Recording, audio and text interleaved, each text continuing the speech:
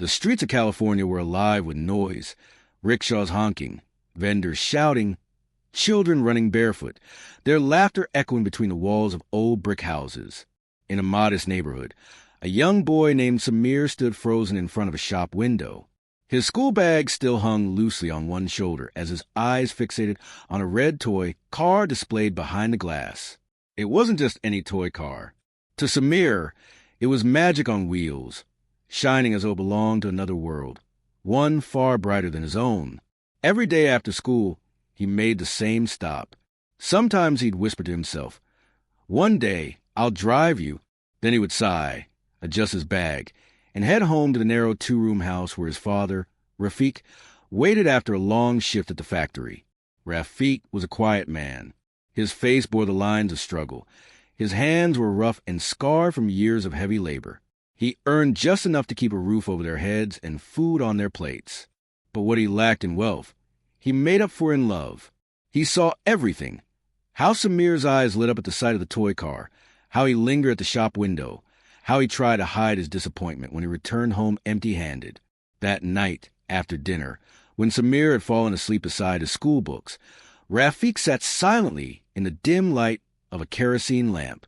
He stared at his son's innocent face and whispered to himself, "Maybe I can't give him the whole world, but at least I can give him this small dream."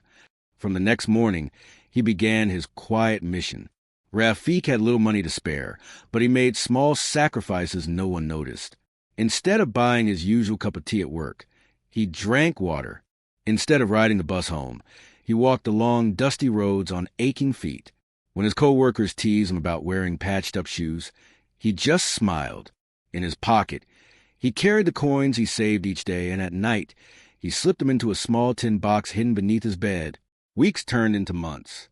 Samir had no idea what his father was doing. To him, life seemed the same. School, homework, small meals, and the nightly stories his father told him before bed. Sometimes he asked, "Dad, why don't we buy that car? It's not that big, right?" Rafiq would smile and say, "Some dreams, beta, take time. But when they come, they're worth the wait." Finally, one evening, after nearly half a year of saving, Rafiq held the tin box in his hands. He poured the coins and notes onto the bed, counted them carefully, and for the first time in months, felt a deep sense of relief.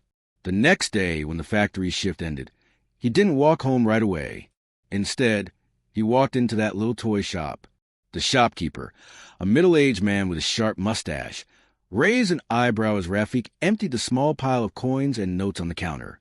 "You're buying this car?" he asked, half surprised.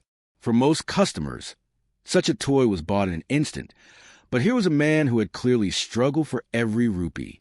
"Yes," Rafiq said firmly, "this car belongs to my son." That night, when Samir came home, he noticed a small box waiting for him on the table. His father nodded silently toward it. With trembling hands, Samir opened it, and there it was, the same shiny red car from the shop window. His mouth fell open, his eyes filled with tears. He hugged his father tightly, whispering, "Thank you, Dad, thank you." For Rafiq, the toy car was more than just plastic and wheels. It was proof that even in poverty, love could carve miracles. Years passed. The little car, scratched and faded with time, remained on Samir's shelf as he grew.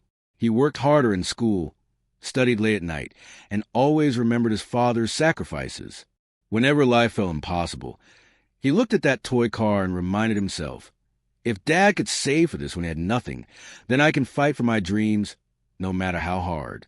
Samir eventually earned a scholarship and moved abroad to study engineering. Life tested him, long nights, loneliness, financial struggles, but he never gave up. Years later, he returned to California not as a boy with empty pockets, but as a successful man who had built a career. When he hugged his father at the airport, he whispered, "Dad, your sacrifice drove me farther than any car ever could." The toy car, still sitting on his old shelf, had become a symbol of love, patience, and the power of small sacrifices. And so, the story of a father's quiet struggle became the story of a son's triumph. Because sometimes, the smallest acts of sacrifice plant the seeds of the greatest successes. The old man's hands trembled as he placed a small toy car on his work desk. Its paint was chipped, the wheels loose, but to him, it wasn't just a toy. It was a symbol of years of sacrifice, of dreams held together by love and determination. That car had once belonged to his son when he was just a little boy. Back then, money was scarce. The father worked long hours as a daily wage laborer, often returning home exhausted, but the sight of his son's eager eyes waiting by the door gave him strength to keep going. One evening, his son had seen the toy car in a shop window. It was expensive for most, but for the father, it meant skipping meals, cutting down on his own needs, and saving every spare coin for weeks. Finally, after endless sacrifices, he placed the toy in his son's hands. The boy's smile that night was worth more than gold. Years rolled by. The boy grew up, studied hard, and eventually went abroad for work. The father stayed behind in the small town, still living in the same modest house. He kept the toy car safe, polishing it every now and then, as if guarding the memory of that sacrifice. People often mocked him. Why do you hold on to such old junk? But he only smiled. They didn't understand. That car wasn't junk. It was love carved into plastic and wheels. One day, the son returned home after many years.